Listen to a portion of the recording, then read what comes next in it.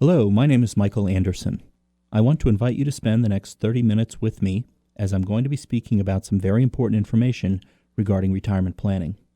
There is a wealth of information to follow on a number of topics, and I'm confident 30 minutes from now you're going to be better informed. There are three areas I'm going to especially highlight this morning, and in my opinion, they are critical issues for every investor. The first one is, in my opinion, the most important question you need to ask your financial advisor or broker. This will in all likelihood surprise you, and I've found that most people never think to ask this question. But before we get started with that, you can reach me at area code 410-690-4894 or online at www.safeguardmoney.com. I have offices in Easton, Cambridge, and Annapolis. Again, that's 410-690-4894 or www.safeguardmoney.com. Now, the next topic I will cover are three critical questions every investor needs to ask before they invest in any financial product. And finally, I'm going to give you a question to ask about your portfolio that could have a major impact on your life savings in the years to come. So please sit back, relax, maybe grab a pencil and notepad to write some of these ideas down. Let's spend 30 minutes together increasing your probability of a financially successful retirement. Should you need to reach me this week to ask a question, again, please call 410-690-4894. All right, so let's get started on our first topic. In my opinion, this is the most important question to ask your broker or advisor. As an advisor myself, when I'm meeting with a potential client, many of them come into my office with lots of things on their mind. Here are the two most common, but not what I consider to be the most important. First, ask the advisor or broker you're talking with how long they've been doing this. This is important because, after all, experience is, in my opinion, without a doubt critical.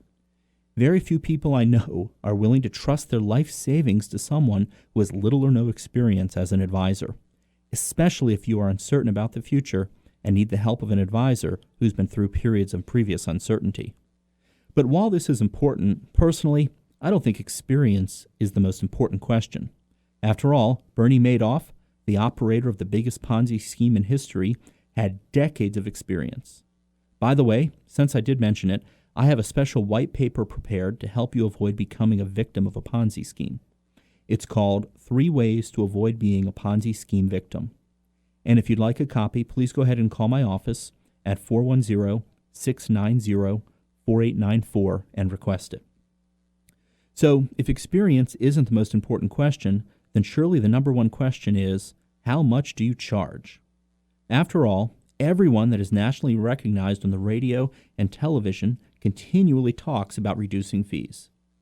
To hear Dave Ramsey, Susie Orman, Clark Howard, and others talk to you, you would think getting rich is as easy as going into one of the major brokerage firms, buying a dirt cheap index mutual fund, and then just sit back and watch the magic happen. Well, in the 18-year bull market that happened from 1982 to 2000, when the Dow Jones Industrial Average soared 1,000%, this could be a viable strategy for sure.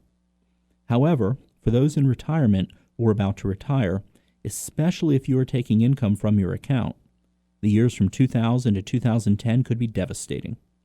From 2000 to 2002, the S&P 500 index lost about 47%, and from October of 2007 to March of 2009, it lost another 57%.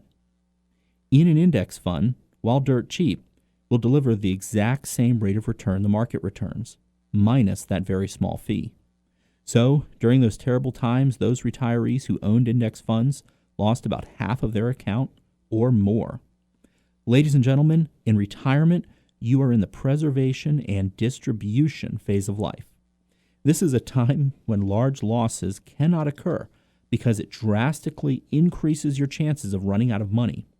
The problem with these national financial celebrities is they offer such general, broad-based advice, and people accept it like it's gospel. The next time we have a major market correction, lots of people will lose a lot of money taking their advice, but they will save on fees doing it. Okay, so if those two questions aren't the most important in my opinion, then what is? Here it is. Are you ready to write this down?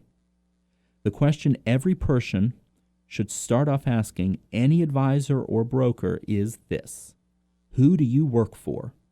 Me or your company? Even being that direct may not get you the answer you're looking for, so let's boil it down a little more. Follow that question with this one. Are you held to the fiduciary standard or the suitability standard? Let me repeat that so you can write it down because it's that important. Are you held to the fiduciary standard or the suitability standard? Well, what's the difference there and what does it mean to you? Well, the difference is one type of advisor, by law, must do what is best for you, and the other can do what is best for them or the company they work for, and use your life savings to do it as long as they make a suitable recommendation.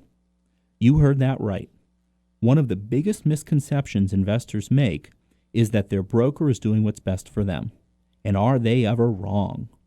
The news media a couple of years ago picked up on this, and a lot of really good articles were written on the subject.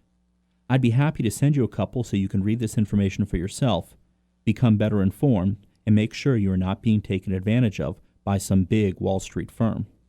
In fact, let me read from one of the best examples I've ever seen on this subject.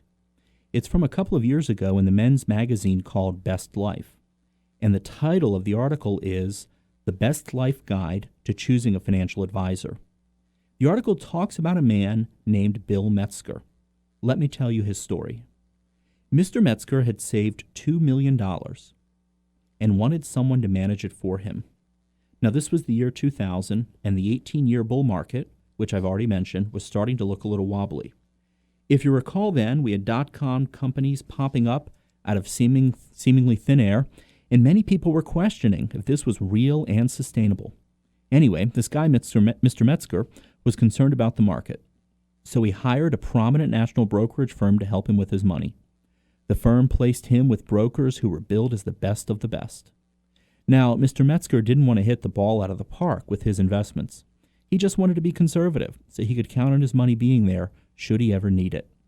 But what did those brokers do? They loaded him up on frothy tech stocks. Of course, as we all remember, the market began to fall rapidly in the year 2000, and Mr. Metzger was in panic mode. He would call the brokerage firm in panic as he saw his money vanishing. They'd tell him everything was okay. They'd say he was on track. They'd say he was in it for the long haul, yada, yada, yada. Let me ask you this, ladies and gentlemen. Even if you are a long-term investor, does it feel good to hear those things at the same time your life savings are disappearing? Well, for Mr. Metzger, it even got to the point where his personal broker had left the firm, and he only found out by calling up about another matter. It didn't take very long for Mr. Metzger to lose $900,000. You heard me right, $900,000. He filed an arbitration claim against the company, and he won. But it was a victory in name only, as the arbitration panel awarded him just $10,000. Yeah, that's right. The brokers lost him $900,000, and even though he won his suit against them, he recovered just $10,000. But during the arbitration process, Mr. Metzger learned a valuable secret about money management. As the legal duties of his brokers were laid before him for the very first time, he was shocked to learn that those advisors with whom he had entrusted his life savings had no legal obligation to act in his best interests.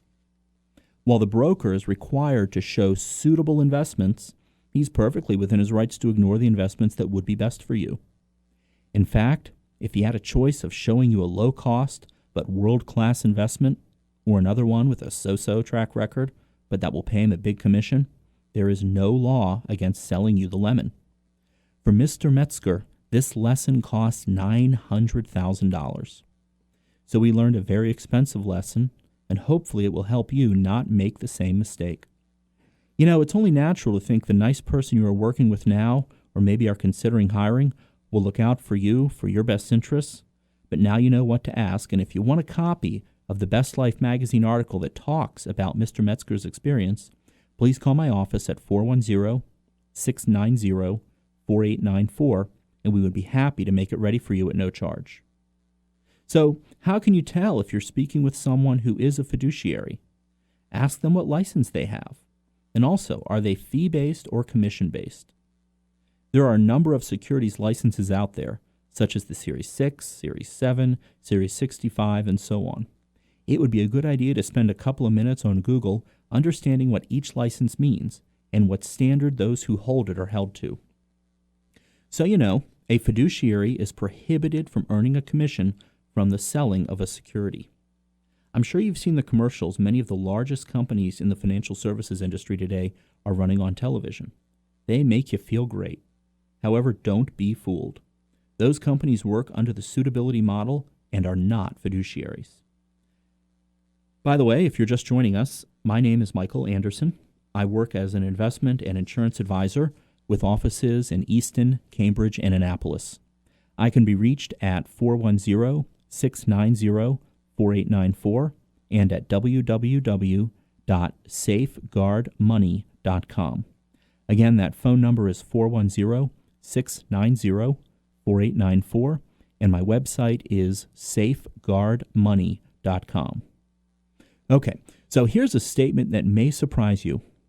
When I'm meeting with a potential client and they bring their portfolio statement, in for us to review, it's amazing to me when I review it, I almost always see the brokerage house's business model rather than what's best for the client.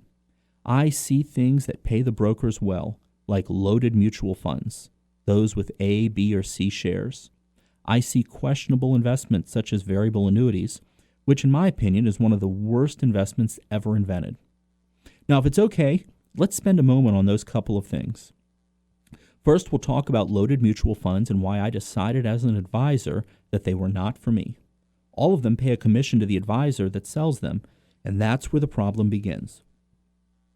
You see, in receiving a commission for selling the fund, the broker can't move your money to another fund family for a period of time.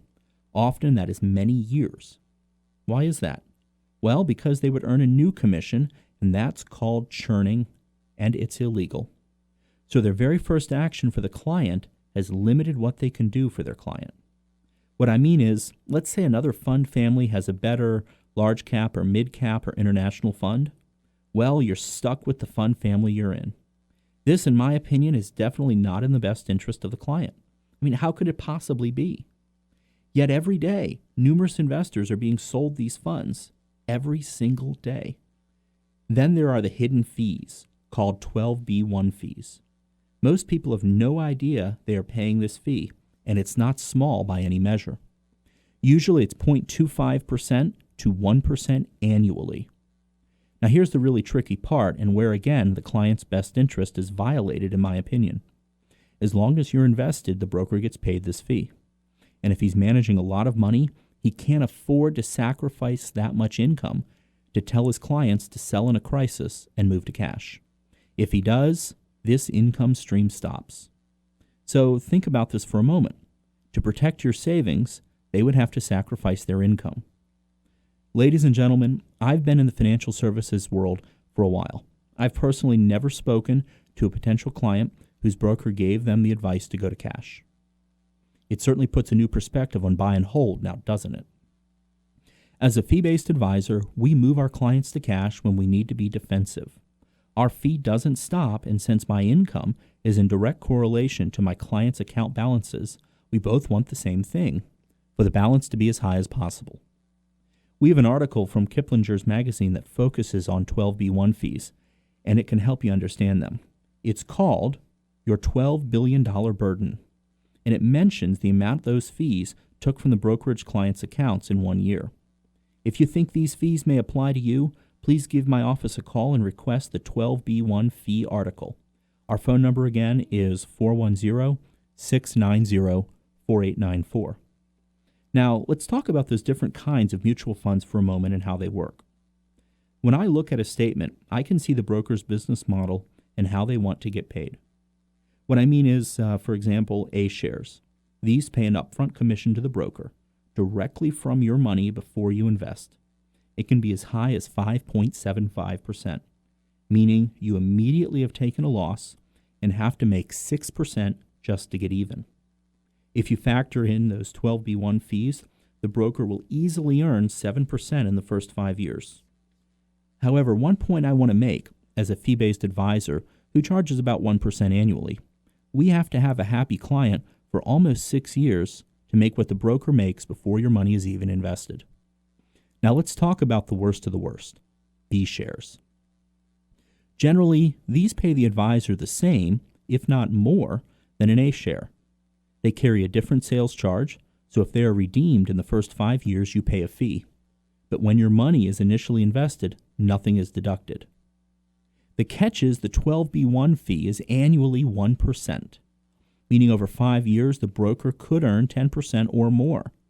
Very rich for them, and a huge potential conflict of interest. Then there are C shares.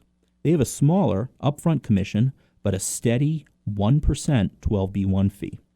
The problem I have with these is still, for the broker to get their 1%, they have to keep your funds invested. And ladies and gentlemen, there are simply times when it makes sense to be in cash. If you look at your portfolio and you see the letters A, B, or C behind your mutual fund you own, I want to recommend a portfolio review and comparison. Now, this is a free service we provide, and we'll be happy to send you some information to help you understand what we will do. Just call our office at 410-690-4894 and request a portfolio review first meeting packet. We'll send it out to you right away. Again, just call my office at 410-690-4894. Now, before we move on, I want to spend just a couple of minutes on what I, as an advisor, consider to be the worst investment choice of all, variable annuities. Here again, we have a potential for conflict of interest, a chance for the broker or even bank to make a big commission and still get that ongoing fee. So you know, a variable annuity is an annuity that invests directly in the stock market, usually utilizing investments called sub-accounts, which have some similar characteristics to mutual funds. So basically, you're buying mutual funds in a very expensive insurance wrapper. My main problem with these accounts is a lack of clear disclosure. I've yet to meet one person who understands what fees they're paying, and I've seen annual fees as high as 4 to 5%, and they don't show up on a statement.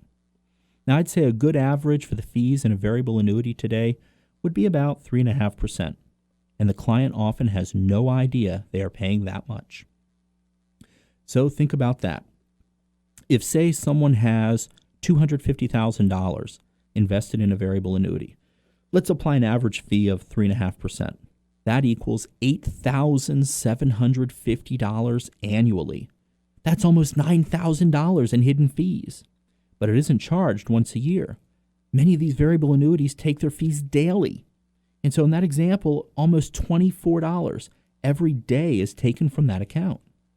Most frugal retirees don't spend $24 a day eating out, and I have to say, if they would have known about these fees, most tell me they never would have placed their money there to begin with. This isn't the biggest issue with these accounts, though, in my opinion. The biggest issue is the client's money is at risk, and if the market is losing and they want their funds out of the annuity, they may have a surrender charge that would only add to their losses. Now, over the past decade, I've met people who have lost 50% of their life savings because they were invested in a variable annuity. We have numerous articles in my office from the Wall Street Journal, magazines such as Forbes, Money, Fortune, and others that speak about how bad variable annuities are to the average investor. I invite you to call our office at 410-690-4894 and request some of them. If you think you own one of these variable annuities, you definitely want to call our office today at 410-690-4894 and get copies of these independent third-party articles. Okay, well, we've spent a good deal of time on those subjects, but those are some areas where big mistakes can happen, so I feel it's worth it. One point I want to make is most people, when they retire, have enough to last them the rest of their lifetime, assuming no big mistakes are made. Being overexposed in 2000 to 2002 and also 2007 to 2009 would have been considered a big mistake. I've met many people whose retirement plans were ruined by those market corrections. So let's talk for a few minutes about the 3 questions every investor should be asking themselves. Asking these questions could keep you from making a big mistake and investing in the wrong product or following the wrong strategy.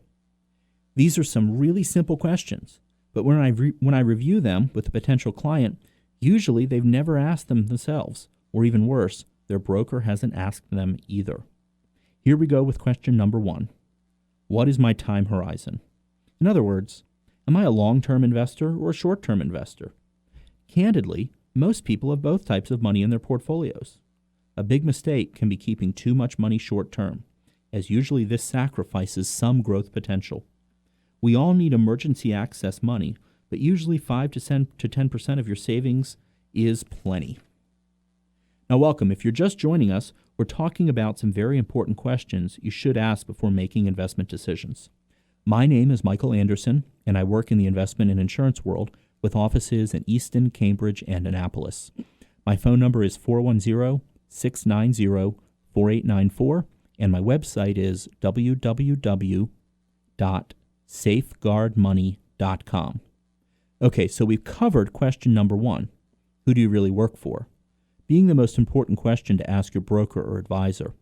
We covered the 3 things every person should ask themselves before they invest in any financial product. Now we need to spend some time on the most important question every person should be asking their investments.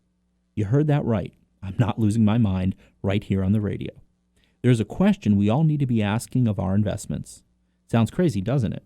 What kind of question could I possibly ask my investments? Do I expect an answer?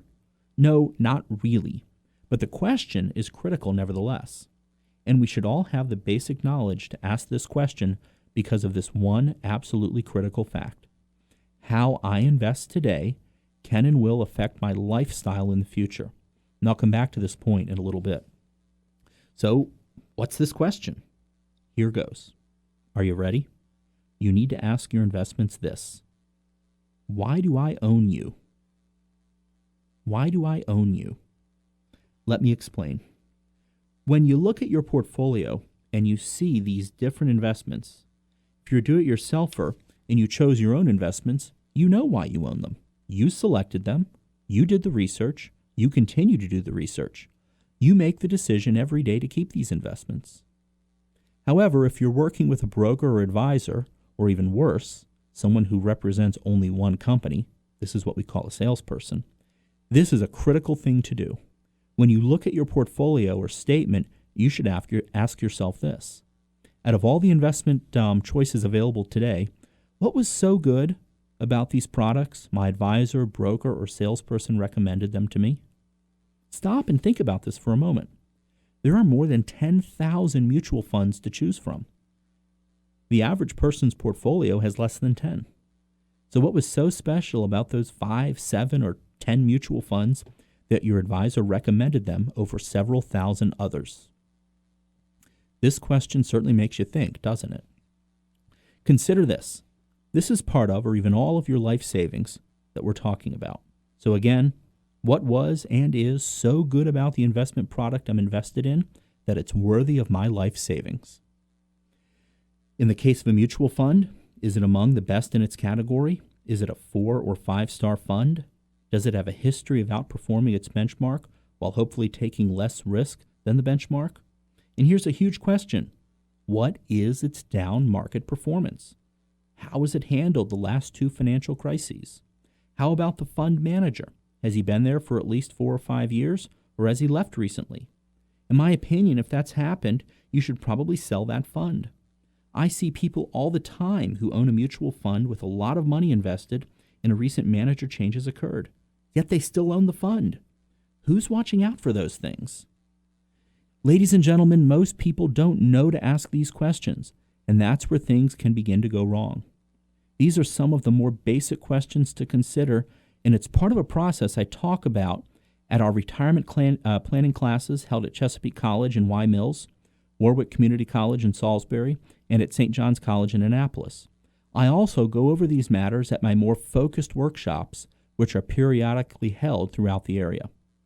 I feel stress testing your investments is absolutely critical. After all, like I said earlier, how you invest today can certainly affect your lifestyle tomorrow. And what do I mean by this? Let's look at the last 2 financial crises. The managers we work with all made money during those times. In fact, that's one of our qualifying criteria. the ability to make money in a down market. So rather than suffer large losses, these managers made money for their clients. If you suffered losses and thought everyone else did too, then that information right there should let you know you are maybe holding the wrong investments. Not everyone lost money. If you're approaching or even in retirement, this can have a tremendous difference on your lifestyle. Now, I'm almost out of time. I want to thank you for spending part of your day with me, and I hope you found it time well spent. Since you've spent this time with me, I'd like to invite you to take the next step, and let's spend some time together at one of my college classes where over several nights we discuss retirement planning, or at one of my more focused workshops. A full schedule of these is available at my website, www.safeguardmoney.com. Again, you can find our full class schedule at www.safeguardmoney.com. The road to a more secure financial future begins the same way a journey of 1,000 miles does, with a first step. The first step is to attend one of our educational programs, and I look forward to meeting you there. Now, the information contained in this program is designed to be of an informational and entertainment nature. It's not intended to be construed as a recommendation to take or not take a particular investment action. All investments carry risk, including the possible loss of principal. Michael Andersen, Registered Investment Advisor, is a registered investment advisory firm in Maryland. Our Form ADV Part 2 is available online or by calling our office. Past performance is no guarantee of future result. For more information, call our office at 410-690-4894 or visit our website, www.safeguardmoney.com. Thank you and good morning.